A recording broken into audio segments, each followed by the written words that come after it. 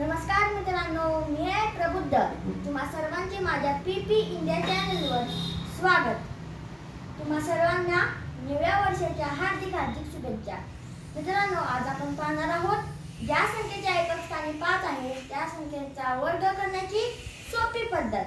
उदाहरणार्थ 5 चा वर्ग. 5 चा वर्ग म्हणजेच 5 raised to 2.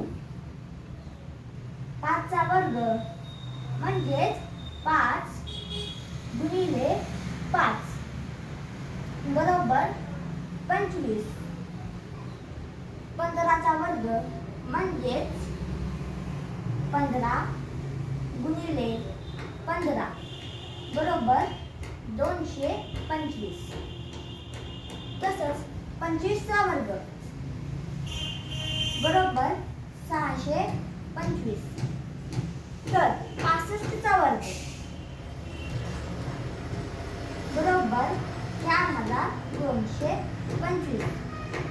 तर मित्रांनो, तुम्हाला एक प्रश्न पडला असेल की हे सगळं त्वरित कसं काय येतं. तर या पाठीमागे एक ट्रिक आहे. तीच ट्रिक मी आज या व्हिडिओमध्ये सांगणार आहे. उदाहरणासाठी आपण 15 चा वर्ग घेऊ.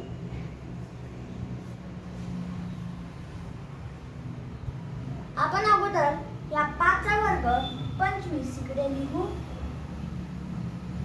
आणि या 1 च्या पुढची क्रमांक संख्या येते 2.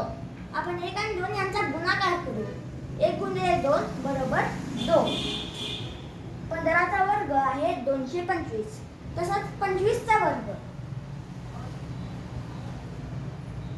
बरोबर 5 चा वर्ग 25.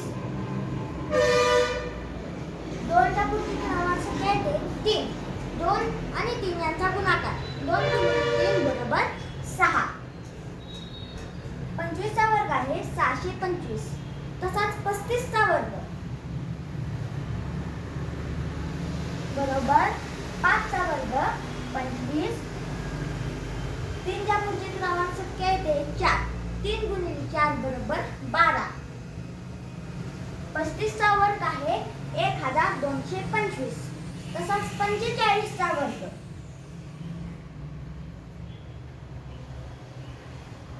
पाच चा वर्ग 25. 4 च्या पुढची क्रमांक संख्या येते 5. 4 गुणिले 5 बरोबर 20. 45 चा वर्ग आहे 2025. तर मित्रांनो, या पद्धतीने एकक स्थानी 5 संख्यांचा वर्ग तुम्ही तोंडी काढू शकता.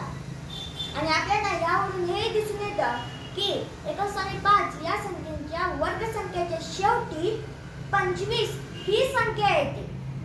यासाठी मी अजून काही उदाहरणे देतो. जसे की 105 चा वर्ग. 5 चा वर्ग 25. 10 च्या पुढची क्रमांक संख्या येते 11. 10 गुणिले 11 बरोबर 110. आपलं उत्तर आलेलं आहे 11025. तसंच 1005 चा वर्ग.